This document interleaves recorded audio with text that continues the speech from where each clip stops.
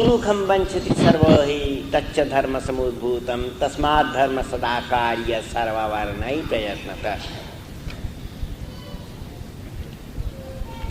सुख ही सना हर जीव के लिए एक स्वाभाविक वृत्ति है। हर जीव सुख चाहते हैं और हर जीव दुख से दूर रहना चाहते हैं।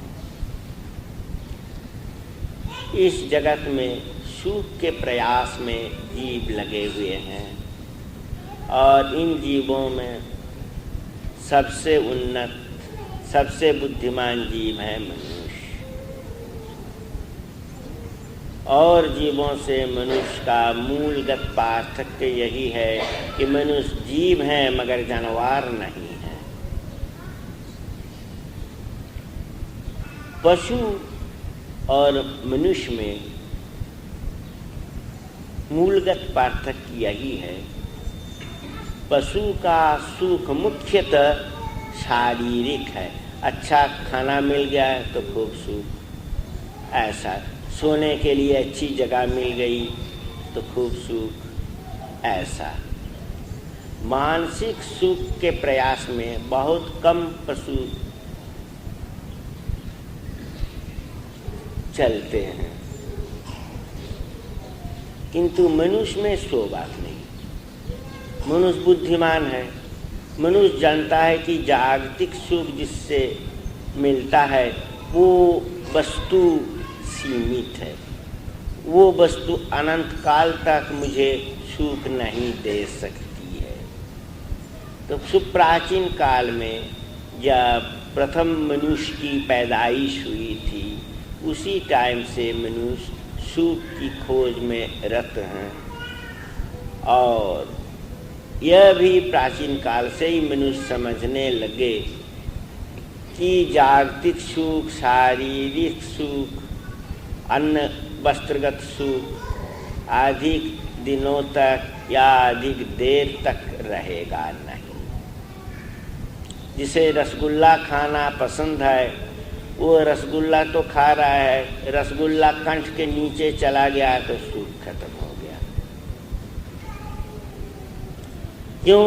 न रसगुल्ला सीमित है, वो अधिक देर तक तुम्हारे जीभ पर तो रहेगा नहीं। तो मनुष्य प्रयास में लग गए कि स्थायी सुख कैसे मिले। तो स्थायी सुख किससे मिल सकता है? जो वस्तु असीमित है उसी से असीमित अर्थात स्थायी सुख मिल सकता है। जो सीमित है वो कैसे स्थायी सुख दे सकता है? वो आज है कल नहीं रहेगा। जो आगच्छति स गच्छति, जो आया है वो जाएगा। हर सीमित वस्तु आती है और जाती भी है। जो असीमित वस्तु है उसका व्यवहार तुम जब करते हो, उसके संस्पर्श में तुम जब आते हो तो तुम सीमित होने पर भी वो तो असीमित है, इसलिए तुम्हारा सुख भोग चलता ही रहता है। कोई मनुष्य अगर स्वाभाविक दुनियावी ज्ञान का अर्जन कर लिए तो दुनियावी ज्ञान कितना बड़ा है, न पुस्तकों में सीमित है। दुनिया में जितनी पुस्तकें हैं हो सकता है उन सबों की संख्या करोड़ों हैं, मगर वो भी सीमित। 1 करोड़ हो चाहे 20 करोड़ हो चाहे 100 करोड़ हो, मगर उसका अंत है।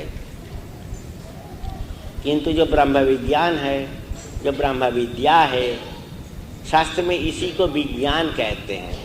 ब्रह्म विद्या को शास्त्र में विज्ञान कहते हैं। वी माइनस ज्ञान प्लस अनट, वी पूर्वक ज्ञान धातु अनट, विज्ञान। विज्ञान माने ब्रह्म विद्या, पराविद्या, और जिससे मनुष्य दुनियावी बातों को जानते हैं, समझते हैं, जिसको साइंस कहते हैं, उसके लिए संस्कृत शब्द है अविद्या। विज्ञान नहीं, अविद्या। तो अनंत वस्तु को मनुष्य जब तक नहीं पाते हैं तब तक स्थायी सुख नहीं मिल सकता है। सुखम वंचति सर्वहि तच्च धर्म समुद्भूतम। यही जो सुख की खोज, इसी से ही मनुष्य धर्म का आविष्कार किया। मनुष्य अपनी बुद्धि की बदौलत समझ लिए कि सीमित चीज़ की ओर दौड़ना बुद्धिमानी है, बुद्धिमान का काम नहीं है। असीमित चीज़ की ओर हमें चलना है, और ये जो चलना, इसी का नाम है धर्म साधना। ये धर्म हो चाहे बच्चे हो, क्यों? जो आज बच्चे हैं उनके जीवन में बुढ़ापा अवश्य आएगा, इस तरह की कोई बात नहीं है। हो सकता है 20-25 साल उम्र में मर जाए, खुदा ना खास्ता अगर वो 20-25 साल उम्र में मर गए तो अगर वो बुढ़ापे के लिए धर्म साधना को रख देते तो इस जीवन में तो उनसे धर्म साधना नहीं होती। इसलिए धर्म साधना एक ऐसी चीज़ है जिसमें उम्र का कोई विचार नहीं है। 5-6 साल से ही मनुष्य शुरू करने वही अच्छा होगा, और अधिक दिनों तक अगर जिंदा रह गया तो बहुत अच्छा, अधिक दिनों तक साधना करने का मौका मिल गया। और खुदा ना खास्ता कम उम्र में मर गया तो भी कोई बात नहीं है, बचपन से साधना किया था, जितने दिनों तक दुनिया में थे उतने दिनों तक तो उन्होंने साधना की। तो तच्च धर्म समुद्भूतम तस्मात् धर्म सदा कार्य।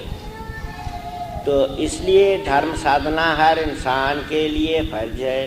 वो बूढ़े हो, बच्चे हो, अमीर हो, गरीब हो, पंडित हो, मूर्ख हो, मर्द हो, औरत हो, कोई बात नहीं है।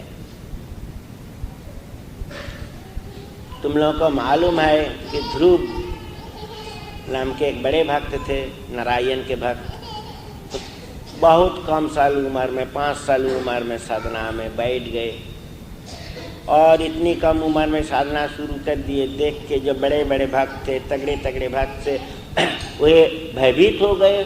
उनमें हड़कंप शुरू हो गया कि ये छोटा भक्त हम लोगों से आगे बढ़ जाएगा, क्योंकि ये कम उम्र से साधना शुरू किया, ये जब बड़े बुजुर्ग बन जाएंगे तो साधना में बहुत आगे बढ़ जाएंगे।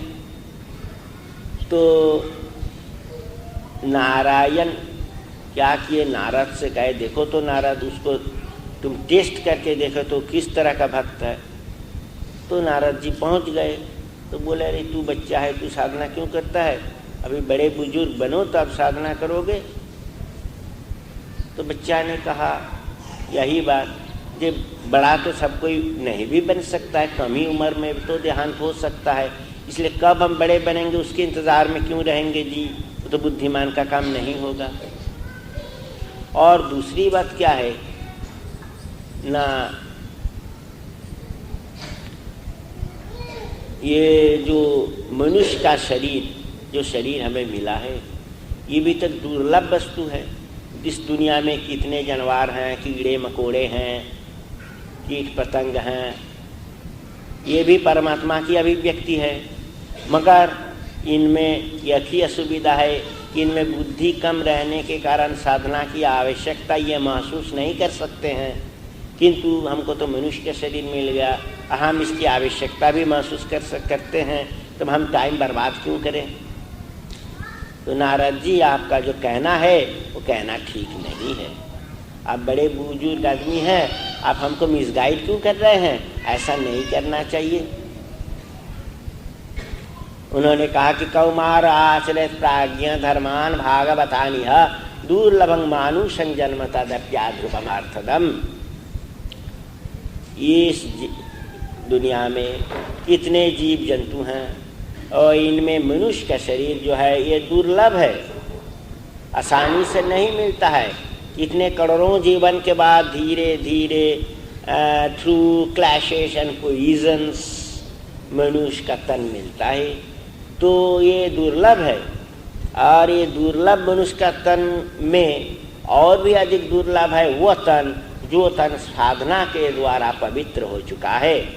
साधना के द्वारा जिस तन को परमात्मा आत्म साक्षात्कार हो गया है, तो दुर्लभं मानुषं जन्म तदप्याध्रुवम् अर्थदम्। तो मनुष्य का जीवन तो दुर्लभ है, और अर्थशील मनुष्य का जीवन अर्थात अर्थपूर्ण मनुष्य का जीवन, मूल्यवान मनुष्य का जीवन और भी दुर्लभ है।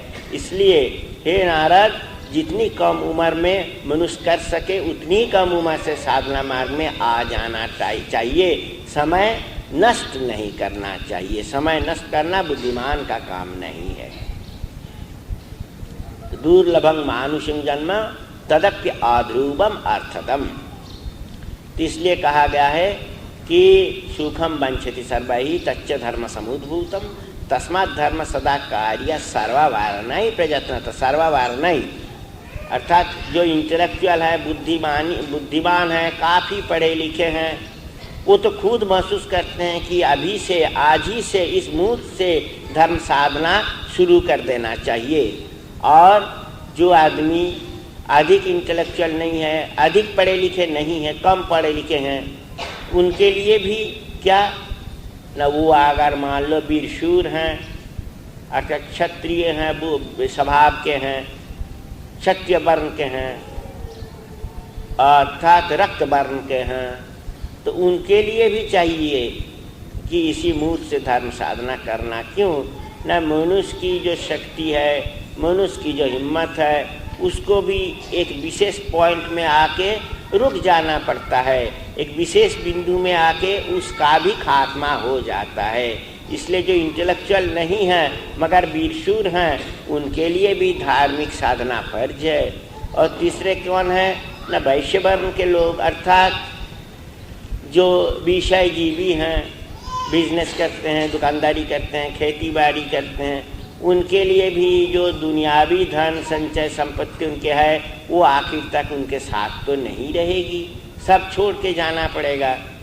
तो उनको भी समझ लेना चाहिए कि दुनियावी दौलत जो मेरे पास आई है, जब आखिर तक हमारे पास नहीं रहते हैं और आखिर तक साथ रहते हैं, एक कौन न, एक ये बस सुहृद धर्मा निधन प्यनुजाति चा। मनुष्य का एक ही सुहृद है, वो है धर्म, जो निधन के बाद भी, मौत के बाद भी साथ रहते हैं। तो उसको हम साथ लें, और उसको साथ लेने के लिए चाहिए क्या न, जागतिक कर्म के साथ धर्म साधना भी करनी चाहिए। और रह गए कौन ना, श्रमजीवी, शूद्र वर्ण श्रमजीवी, वो शरीर से मेहनत करके वो जिंदगी बिताते हैं। तो उनको भी याद रखनी चाहिए कि ये शरीर मिला है परमात्मा की बदौलत। इस शरीर जब चला जाएगा तो और शरीर मिलेगा, उसके बाद मनुष्य का शरीर मिलेगा। इसकी कोई निश्चितता नहीं है, हो सकता है कुत्ता, बकरा, बैल क्या न क्या बन जाए। तो ताकि उस प्रकार के जीवन में दोबारा जाना नहीं पड़े, इसलिए उनके लिए भी यह फर्ज है कि परम पुरुष की भावना लें, परम पुरुष की साधना करें, परम पुरुष के ध्यान करें। इसलिए कहा गया है कि तस्मात् धर्म सदा कार्य सर्ववारणै प्रयत्नतः। जो कि जिस पहलू के, जिस स्तर के क्यों ना हो, हर इंसान के लिए, जिन्हें इंसान का शरीर मिला है, उनके लिए प्रत्यह धर्म साधना करना अनिवार्य है।